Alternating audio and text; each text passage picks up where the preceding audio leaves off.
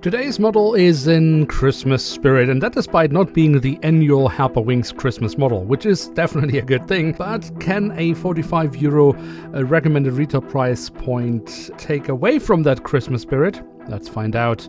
But where you can get the model for a better price and in general find really awesome models, well, that is at the Jumbolino model store. Do check them out. There's a link to them in the video description below.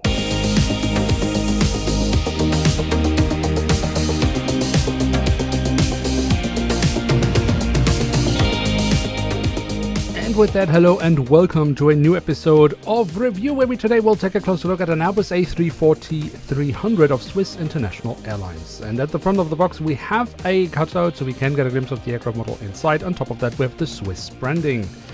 Now, such a lovely Christmassy model could have deserved a lovely Christmassy box design, but, well, the Herpa gives us the standard box design, yet another cutout on the backside. The only highlight here is simply the fact that it is a limited edition. And here she is, the Airbus A340-300 in almost the standard livery of Swiss International Airlines. Now, this is, of course, by far not the first Airbus A340 in any variant of the Swiss standard livery that we have seen from Herpa. In fact, we have seen quite a few over the years.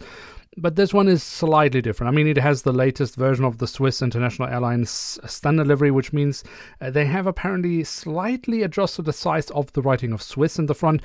And of course, as you can see, it has a red nose. That is the Christmas part of that livery.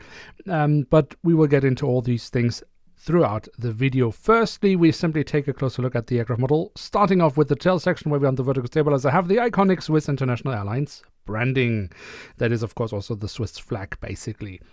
Because we don't find the Swiss flag on the fuselage, here we simply have the full registration code of the aircraft. No other detailing here apart from, well, the cabin windows and the cabin door, but is that really counting as the detailing? And then towards the very tail of the aircraft, we do have the APU exhaust. Now, at the front of the aircraft and across the fuselage, as I said, we then have the writing of Swiss. That has apparently been slightly adjusted in size. Honestly speaking, I hardly notice or don't really notice any difference, but apparently there is some. Okay, we have some static ports. That is a nice addition to this otherwise very wide aircraft. We have the Star Alliance logo, which the airline is a full member, and underneath that we have the name of the aircraft. Then we have the cockpit section that comprises of the cockpit windows with the window wipers, and then the red nose. That is the addition of the LX mess, as they call it. The two-letter code of the airline is LX, and then they, of course, very creatively turn that into LX mess when they add these red noses to some of the aircraft every year towards the Christmas period. Now, the engine itself, they have been kept in all white, just as most of the fuselage.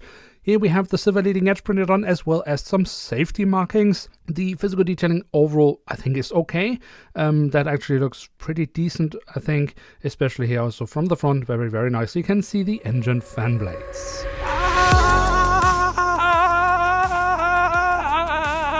Why are you running? Well, I mean, it's almost Christmas, and I have no presents. Well, why don't you just head to jumbolino-model.com? That's where you find all the Christmas presents you need for yourself and your loved ones. Great models at very good prices.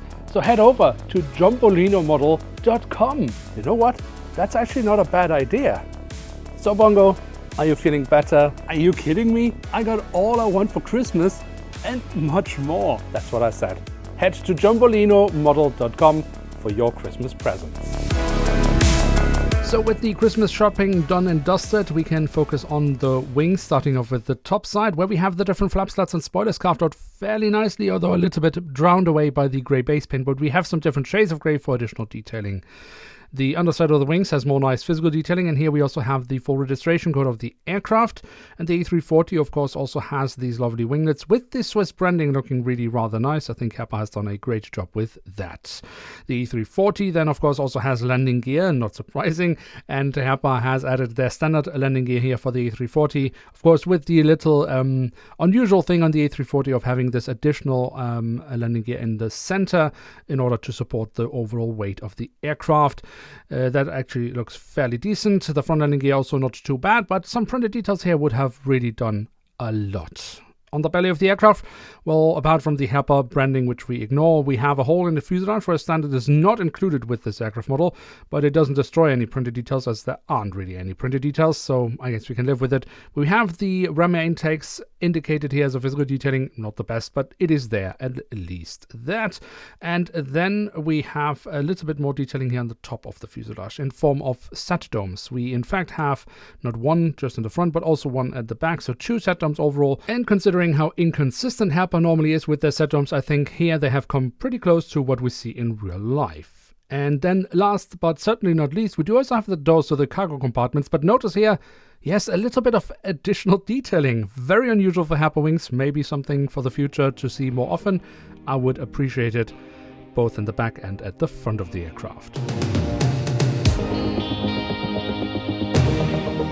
So there we have it, the Airbus A340-300 LX Mess special livery, I guess we can call it, from Swiss International Airlines in scale 1:500 from Herpa Wings. And what can we say about this aircraft model? Look, I don't mind Herpa doing models like this that are specific to a, time period throughout the year, some holidays or whatever, especially when it is actually still flying around like this is, because Swiss is repeating this tradition of adding red noses to some of the aircraft every year, unlike, for example, with the Christmas models that Herpa has done with Qantas, where they now for the second year in a row have released, the previous year's livery that isn't flying around anymore. That's a bit nonsensical, but this for me makes more sense. Even though I would say if you already have an Airbus A340, spending another $45 official retail price from Herpa Wings for this one just to get a red nose is a little bit mad. But I'm not judging. I have way too many models in my collection, and yeah, if people like that, they should go for it. But what do you actually get for it apart from the red nose? I mean, there are some minor improvements. I mean, it is interesting that they have managed to add a little bit more printed detailing around the cargo doors, and I mean, appreciate it. That's good. Still, of course, the metal is overall lacking far too many details, but it is an improvement, and I guess with Herpa Wings, baby steps is better than nothing. We can also say that the print quality overall is actually pretty good. I mean, we have no smudges, edges are clean, there are no print lines, although that would have been hard with such a wide livery. And the physical detailing overall is also quite solid. I think the A340 model of Herpa Wings, yeah, that is perfectly fine for a scale 500 aircraft model. So if you haven't got an A340 from Swiss in your collection, this could be an option.